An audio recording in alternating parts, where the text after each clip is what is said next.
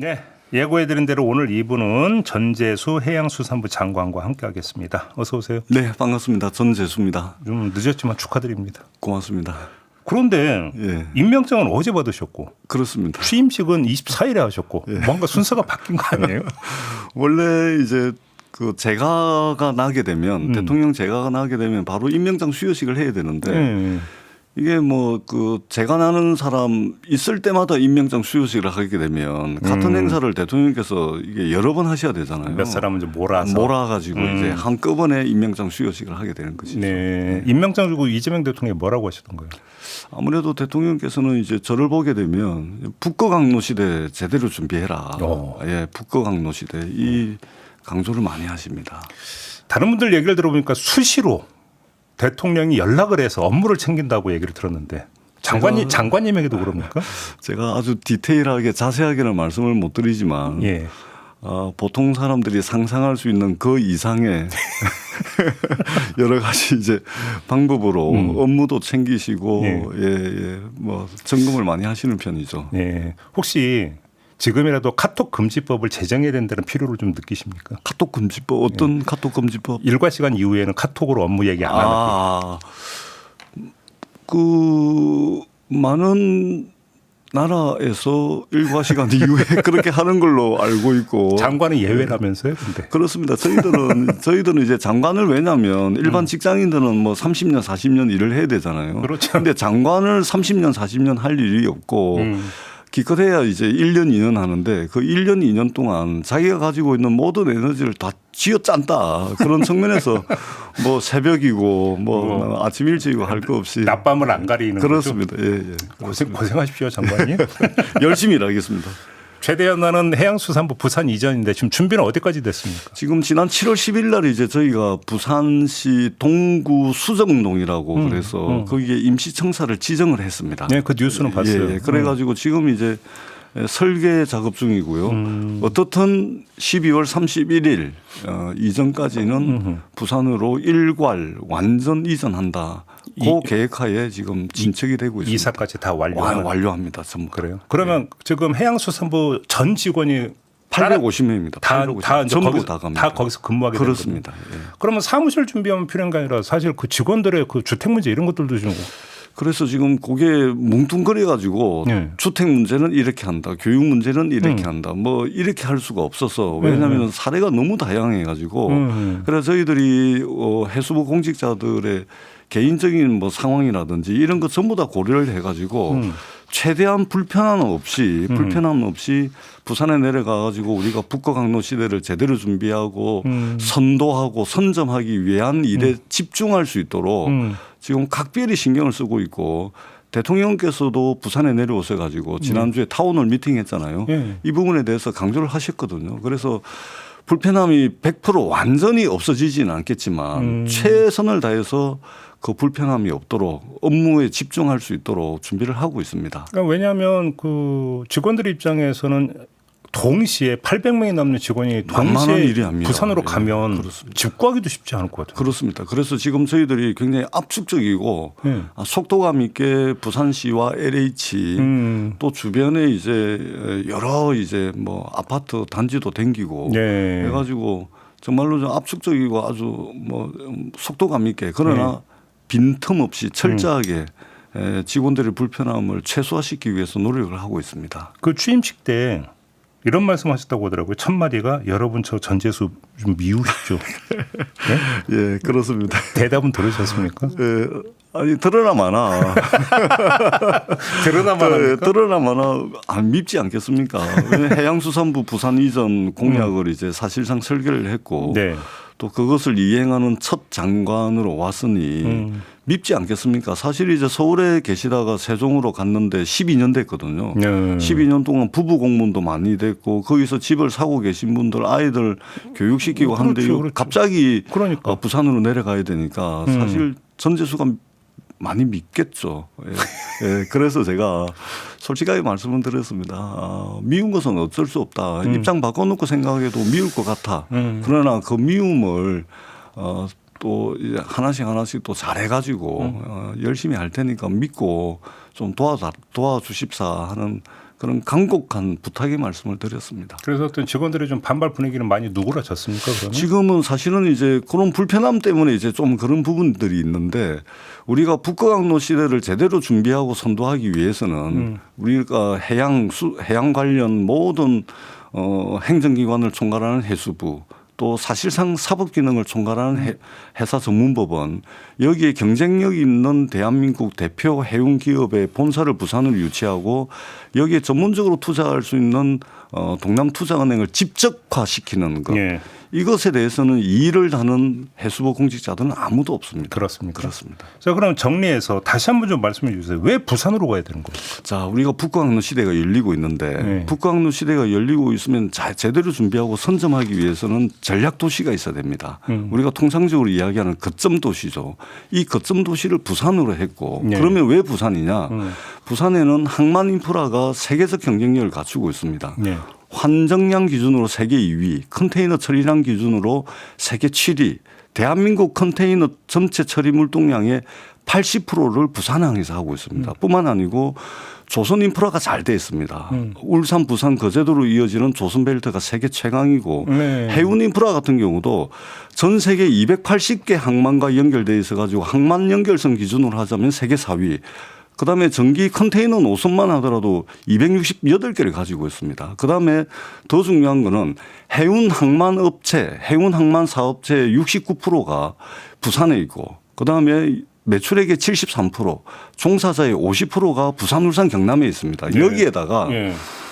산업 인프라, 인재 인프라까지 잘 돼 있는데 여기다가 정부가 의지를 가지고 조금 전에 말씀드렸듯이 행정기능 총괄하는 해수부, 사법기능 총괄하는 회사 전문법원 여기에 전문적으로 투자할 수 있는 동남투자은행 그리고 해운 대기업의 본사까지 부산에 유치를 해서 시너지 효과를 극단적 수준에서 시너지 효과를 내면 우리가 한반도 남단, 부산, 울산, 경남에 새로운 서울 수도권을 하나 더 만들 수 있다. 그리고 저희들은 이 새로운 서울 수도권을 해양 수도권으로 앞으로 부르게 될 겁니다. 그리고 북극 항로 시대의 경제권력은 부산, 울산, 경남이 중심이 되겠지만 사실은 부산항에서 컨테이너다, 벌크다, LNG다 모든 화물을 다 처리를 할 수가 없습니다. 그러면 여수에서 시작해 가지고 광양, 그다음에 부산, 그다음에 울산, 포항까지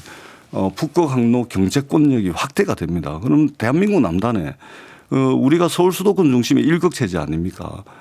성장 엔진 하나만 가지고 그것도 불이 다 꺼져가는 성장 엔진 하나만 가지고 위태롭게 날고 있는데 이 한반도 남단 부산, 울산, 경남에 서울 수도권을 하나 더 만들어 가지고 대한민국의 성장 엔진을 하나 더 장착하겠다. 이런 이제 근본적인 문제의식에서 출발을 한 것이죠. 그 조금 전에 그 장관님께서 해운 대기업도 언급을 해주는 그 HMM인가요? 그렇습니다. 그거 네. 언급하시는 거죠? 그렇습니다. 얘기가 어디까지 진척이 됐습니까? 제가 이 자리에서 제가 그 자세하게 말씀을 드릴 수는 없지만 HMM을 비롯한 해운 대기업이 저희들 집적화라는 대전제 하에서 진행을 하고 있습니다. 진행을 했어요. 저는 물론 이제 구성원들 설득 과정, 절차와 과정은 반드시 거쳐야 네, 되죠. 당연하죠. 예, 그러면 저는 충분히 동의를 하실 거라고 생각을 하고 있고 성과가 날 것이다. 이렇게 저는 확신하고 있습니다. 그럼 그 좀 가닥이 좀 공개가 될 수 있는 시점은 언제쯤으로 보세요? 그래서 저희들이 이제 북극항로 시대를 선도하고 선점하기 위해서 우리가 이제 부울경에 이제 4종 세트 공약을 발표를 했거든요. 이제 해수부 이전, 회사 전문법원 설치, 해운 대기업 본사 부산 유치, 동남투자은행 이렇게 했는데 이거를 요거 먼저 하고 그다음에 요거 하고 요거 끝나면 요거 하고 이런 이제 로드맵이 아니고 동시다발적으로 네, 동시다발적으로 진행을 합니다. 그렇기 때문에 어디에서 먼저 성과가 나올 거다 이렇게 말씀드릴 수가 있는 것이 아니고 앞서거니 뒤서거니 성과가 날 겁니다. 당장 해수부가 이제 연말에 이전을 하고 제일 먼저 성과가 나올 거고. 그러면 그 즈음에 HMM 부산 이전 얘기도 바로 수면 위로 오를 수 있겠네요. 그렇습니다. 동시다발적으로 진행을 하고 있습니다. 그래요. 네. 지금 장관님께서 계속 북극 항로를 강조해 주셨는데 좀 설명 좀 해요. 북극 항로가 뭐예요? 자, 그러니까 이제 우리가 지금 전 세계 그 무역은 전부 배로 합니다. 그렇죠. 전 세계 무역의 80%가 배로 하거든요. 네. 대한민국의 수출입 물량의 99.7%가 배로 합니다. 그런데 지금은 수에즈 운하를 통해 가지고 다 가 있죠. 수에즈 운하. 그렇죠, 그렇죠. 부산에서 출발해 가지고 수에즈 운하를 거쳐 로테르담으로 가는데 컨테이너선 기준으로 하자면 이게 한 40일 걸립니다. 22,000km입니다. 그런데 우리가 흔히 이야기하는 북극 항로를 이용을 하게 되면 30일 걸리고 15,000km입니다. 많이 단축되네요. 3분의 1씩 30%씩 40%씩 단축이 됩니다. 그런데 지금 이제 북극 항로가 그동안 얼어 있었잖아요. 그렇죠. 그런데 안타깝게도 이제 기후 위기 때문에 북극의 얼음이 녹고 있습니다. 예. 미국과 스웨덴의 공동 연구진은 2027년이면은 연중 항해가 가능하다 그러고 포항공대 연구진에 따르면 2030년이면 연중 항해가 가능하답니다. 그러면은 이 새로운 바닷길, 새로운 물길이 열리게 되는 것이죠. 그러면은 전 세계 무역 질서가 완전히 재편이 됩니다. 그런데 지금 미국은 어떻게 하고 있냐면 최근에 쇄빙선을 15척 구매 계획을 발표를 했습니다. 그런데 러시아 같은 경우는 2035년까지 39조 원을 투입을 해가지고 서쪽으로는 무바로스크, 그 동쪽으로는 블라디보스토크까지 북극 항로를 주도하기 위해서 39조 원 투자 계획을 가지고 있고 중국은 있잖아요. 예. 실크로드 그 1대1로 들어보셨잖아요. 중국은 1대1로 정책에다가 빙상 실크로드라 그래서 또 그 빙상이 있습니까? 빙상 실크로드까지 추가를 해가지고 북극 항로를 선점하기 위해 가지고 작년 기준으로 컨테이너선, 탱커선 해가지고 이미 35척을 운항을 하고 있고 중국의 대표적인 이제 해운선사가 코스코 있거든요. 여기는 지금 연중 항해 계획서를 다 가지고 있습니다. 프랑스의 CMA, CGM 같은 CMA, CGM이라는 프랑스 이제 대표 국적 해운사인데 여기는 올해 2월 달에 이미 쇄빙선 4척을 구매를 했습니다. 그렇기 때문에 전 세계가 북극 항로에 주목을 하고 있고 이미 국가 역량의 상당 부분을 북극 항로를 선점하기 위해서 움직이고 있는 거거든요. 우리나라는 늦었습니다. 부산이 거점이 될 것이다. 완전 거점이죠. 예. 그렇게 보시는 제가 거고. 조금 전에 말씀드렸듯이 지정학적으로도 거점이고 그다음에 항만 인프라, 조선, 해운, 그다음에 인재 인프라, 산업 인프라까지 보자면 부산만한 경쟁력을 가질 수 있는 데는 없습니다. 그래서 북극 항로가 완전히 열리게 되면 이 새로운 바닷길, 백길에 대한 경쟁은 중국의 상하이 항과 부산항이 경쟁을 하게 될 겁니다. 그런데 국회 입법조사처에서 내놓은 자료를 보면 항로가 열리는 것도 중요하지만 그럼 이제 그 북극 연안 국가들이 상당히 중요한데 그렇습니다. 예를 들어서 우크라이나 전쟁 때문에 러시아에 대한 제재가 많아가지고 사실은 이게 그 상당히 현실적으로 여러 가지 문제가 발생할 수 있다 이런 지적사항이 있던데 이건 어떻게 보십니까? 현재까지 그런 거죠. 예. 저도 국회 입법조사처에 그걸 봤는데 현 상황에서 북극 항로를 진단한 겁니다. 근데 전쟁은 언제는 끝나지 않느냐? 아니 러시아하고 우크라이나 전쟁을 5년을 더 하겠습니까? 10년을 더 하겠습니까? 예. 그러니까 지금 러시아 우크라이나 전쟁을 하고 있고 러시아에 대한 국제 제재가 가해지고 있기 때문에 북극 항로 설사 열리더라도 거기를 이용할 수 없다 한국은 이 이야기거든요. 그런데 그 국제 질서가 영원합니까? 러시아 우크라이나 전쟁이 뭐 5년을 하겠습니까? 10년을 하겠습니까? 알겠습니다. 저희가 이 부산이장 관련해서 일전에 세종시장하고도 인터뷰를 했는데 강하게 반대하더라고요. 충청권 지자체는 상당히 반발하고 있는데 예. 혹시 그 충청권하고 좀 얘기가 좀 진행이 된 게 있습니까? 그 아직 말씀을 못 나누고 있고요. 기회가 되면은 한번 그 말씀을 나눌 기회가 있을 겁니다. 그런데 세종시장님 뭐 말씀은 제가 충분히 그럴 수 있다라고 생각을 하는데 근데 기본적으로 정부 모든 부처가 세종시에 다 모여 있는데 그중에 해양수산부가 북극 항로 시대를 제대로 준비하기 위해서 특수 임무를 띠고 그 특수 임무라는 것은 대한민국 1극 체제, 서울 수도권 중심의 1극 체제를 극복하기 위해서 새로운 성장 엔진을 하나 더 만들기 위해서 특수 임무를 띠고서 부산으로 내려가는데 하나가 빠진다 그래서 행정수도라는 큰 흐름을 훼손한다든지 큰 틀을 와해시키는 그런 차원의 그런 우려는 하실 수는 있으나 너무 과한 우려다. 알겠습니다. 이런 말씀을 드리겠습니다. 지금 국정기획위원회가 정부 조직 개편 논의 중이잖아요. 근데 그러니까 산업자원부가 갖고 있는 조선 기능 이거를 해양수산부로 이관해야 한다 뭐 이런 논의가 있더니 이게 무슨 얘기입니까 이게 지금? 그러니까 그게 이제 우리 국민들 보시기에 이게 사실은 산자부 입장도 그렇고 이제 해수부 입장도 그렇는데 정부 부처 사이에 무슨 그 업무 영역을 놓고 기싸움하는 것처럼 비칠 수가 있는데 그게 전혀 아니고 우리가 국정기획위원회에서 이제 좀 앞으로 논의를 하고 국무회의에서도 아마 논의를 할 텐데 네. 부산으로 내려가 가지고 집적화를 통해 가지고 조선 산업이 해양 산업과 제대로 결합할 수 있도록 해수부로 오는 것이 더 잘하는 건지 아니면 산업부에 두는 것이 더 잘 될 것인지 요걸 가지고 토론을 해서 이제 결과에 반영을 할 것이고 해수부가 해야 된다. 절대적으로 산자부가 해야 된다. 이런 차원의 이야기는 아니다라는 말씀을 드리겠습니다. 근데 조선 이야기가 나왔으니까 어제 오늘 이제 나왔던 보도를 보면 지금 한미 간 관세 협상 진행 중이잖아요. 네. 여기서 이제 그 우리가 이제 미국이 어떤 카드를 냈냐면 대규모 미국 조선 투자 이걸 카드로 내밀었다 이런 지금 보도가 나오고 있어요. 만약에 이게 현실화된다면 국내 조선업계는 이게 상당히 타격으로 갈 수 있는 거 아닌가요? 저는 오히려 윈윈할 수 있다고 생각을 합니다. 아, 어떤 점에서? 예, 왜냐하면 최근에 이제 하나오션이 미국에 이제 조선소를 이제 인수를 했거든요. 네. 물론 거기에는 이제 기술 이전이라든지 그다음에 인력 양성이라든지 뭐 여러 가지 것들이 있습니다만 이미 대한민국 조선업은 세계 최강입니다. 전 세계 돌아다니는 배의 30%를 우리가 다 이제 배를 만들고 있고 더더구나 이제 저부가 같이 이 배들은 이제 중국이 만들고 우리는 이제 세빙선이라든지 LNG라든지 이런 이제 고부가 같이 배를 다 만들고 있거든요. 전 세계 30% 배를 우리가 다 만들고 있습니다. 네. 그렇기 때문에 미국의 조선 산업 경쟁력을 키워주는 측면에서 우리가 윈윈을 할 수 있고 더 중요한 것은 북구항로 시대가 조만간에 열릴 텐데 우리의 가장 강력한 경쟁 상대는 중국의 상하이항이거든요. 네. 그러면은 이 조선 산업이 미국하고 결합이 되게 된다면 우리가 북구항로 상하이항하고 경쟁을 하는 데 있어서 북구항로의 물류를 상당히 우리가 좀 국제 질서 속에서 조금 더 우위를 확보하는데 오히려 조선업을 통해 가지고 어떻게 연결이 됩니까? 예를 들면은 미국이 지금 러시아가 이제 러시아 연안을 따라서 북극 항로가 개설이 될 텐데 네. 미국 같은 경우는 러시아의 영향력을 최소화시키기 위해서 항해 자유를 선언을 했거든요.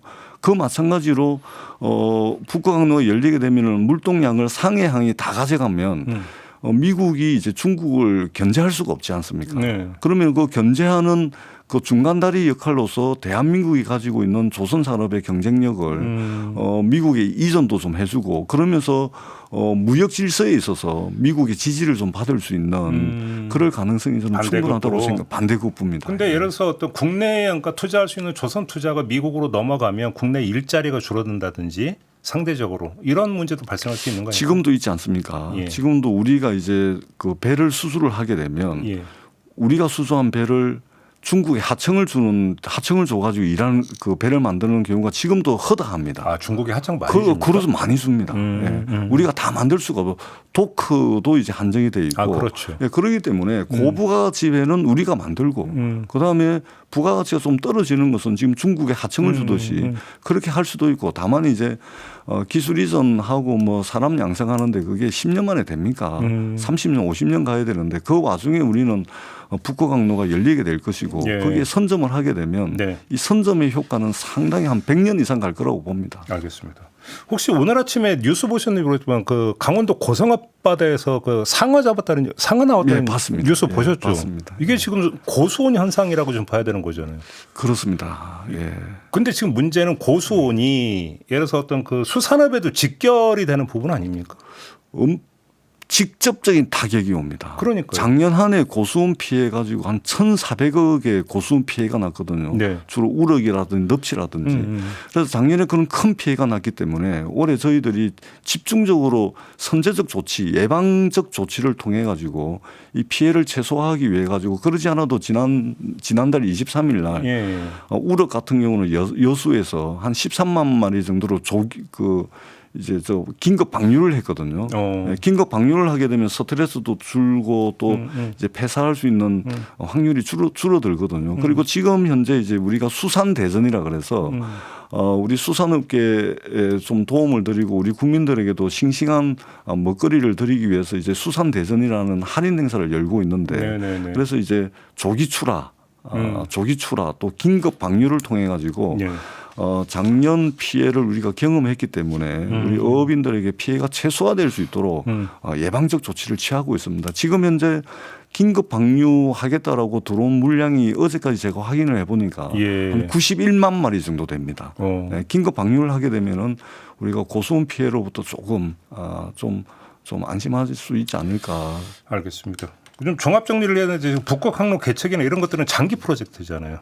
아닙니다. 늦었습니다. 제가 아까 말씀드렸잖아요. 미국, 중국, 러시아, 일본 다 나서고 있습니다. 아니요. 예. 제가 얘기한 장기 프로젝트라는 게 그 나중에 해도 된다가 아니라 예. 계속 진행돼야 되는 그렇습니다. 사업이라는 예, 의미에서. 그렇습니다. 예, 그렇습니다. 그러면 그 끝까지 장관직을 수행하기 힘들 거 아니겠습니까, 장관님? 당연히 제가 뭐 장관을 5년을 하겠습니까? 10년을 하겠습니까? 그러면 예. 장관님 스스로 설정하고 있는 내지 이재명 대통령이 그래서 미션이라고 할까요? 했던 것은 어디까지 나의 역할을 어디까지 이렇게 어떻게 설정하고 계십니까? 그러니까 지금 제가 조금 전에 말씀드렸듯이 부산, 울산, 경남 지역에 제대로 잘 갖춰져 있는 항만, 조선, 해운, 인재, 산업 인프라에다가 정부가 의지를 가지면 예. 동남투자공사라든지 해수부 이전이라든지 회사 전문법원 유치라든지 이런 것들을 의지를 가지고 제대로 믹스를 시키고 집적화하는 데까지 기반 조상. 그까지만 해놓으면 예. 그냥 굴러갈 수 있다 그렇게 생각을 합니다. 그까지 해놓고 혹시 지방선거 출마하는 거 아니냐라는 전망이 많이 있던데. 그러니까 많은 사람들이 이제 그런 이야기들을 많이 하는데요. 예. 제가 되게 몰입형입니다.